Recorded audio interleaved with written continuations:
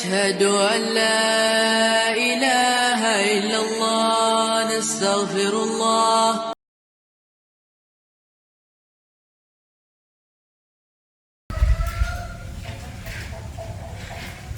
Yang kedua, di antara sunnahnya sahur adalah takhirus suhur, mengakhirkan sahur kita. Jadi ketika kalau buka puasa itu dipercepat. Jadi ketika adzan, ini sunatnya kita langsung memakan sahur, memakan buka puasa tadi. Tetapi kalau sahur ini disunatkan takhir, diakhirkan sampai sebelum fajar, sebelum adzan subuh. Kira-kira sebatas mana antara sahurnya dia dengan dengan adzan subuh tersebut?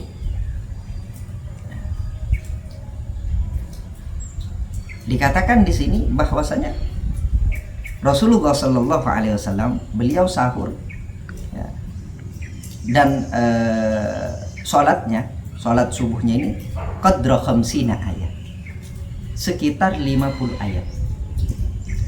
Nah, dari 50 ayat ini ulama beda-beda. Ada yang memperkirakan sekitar seperempat menit, ada yang memperkirakan sekitar 20 menit, ada yang bahkan yang memperkirakan di kalangan kita adalah 10 menit. Maka ketika waktu imsak, nah, itu adalah bagaimana sunnah Rasulullah Shallallahu Alaihi Wasallam. Ya, beliau berhenti dari sahurnya untuk menuju sholat, untuk kerja sholat, kira-kira sekitar baca ayat sekitar 50 ayat. Nah, dari kadar 50 ayat ini para ulama memberikan standar yang beda-beda. Ya, ada yang mengatakan sekitar 10 menit, 15 menit, 20 menit, bahkan 30 menit. Nah, sekiranya dari adzan subuh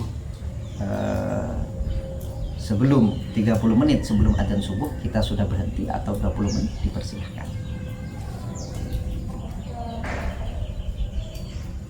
Dalam hadisnya Rasulullah Sallallahu Alaihi Wasallam mengatakan, la tazalu ummati bi khair ma'ajjalul futurah wa akharu suhur. Ya. Umatku ini selalu dalam kebaikan, kata Rasulullah, selagi mereka ini cepat-cepat dalam berbuka puasa dan mengakhirkan sahurnya. Jadi sunnah-sunnah ini jangan sampai diambil satu tok, jangan sampai diambil buka puasanya saja, tapi sahurnya kita harus betul-betul untuk menjaga sunnah Rasulullah Sallallahu Alaihi Wasallam. Juga disunatkan di dalam sahur ini, ketika sahur ini tajdidun niyah, karena dikhawatirkan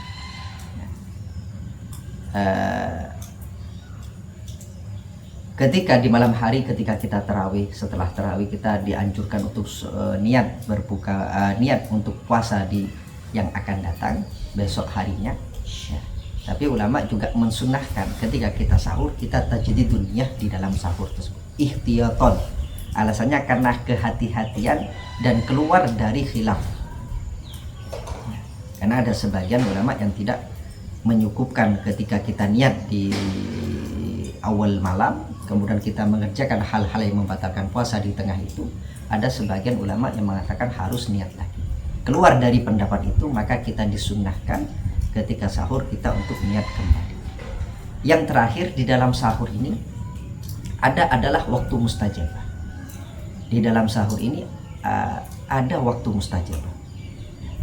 Sebagaimana hadis yang dikatakan sebelumnya, tasaharu fa inna fis sahuri barakah, hadhil barakah maknawiyah. Kata para ulama, barokah secara arti. Bahkan barokah di sini adalah keberkahan yang diberikan oleh Allah kepada orang-orang di sepertiga akhir dari malam tersebut. Maka di antara faedah kita sahur ini, agar kita ini mementingkan waktu-waktu yang diberikan keberkahan oleh Allah Subhanahu wa Ta'ala. Maka sekiranya kita di waktu sahur ini kita bangun, faedah kita sahur salah satunya adalah agar kita berdoa kepada Allah, agar kita bisa berdoa kepada Allah di waktu sahur tersebut.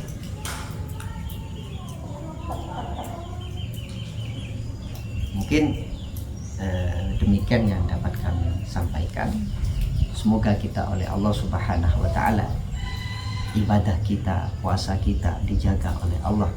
Kita bisa menjaga puasa kita dari hal-hal yang membatalkan pahala puasa, dari hal-hal yang memberi hal-hal yang menyebabkan kita berbuat kemaksiatan kepada Allah Subhanahu wa taala.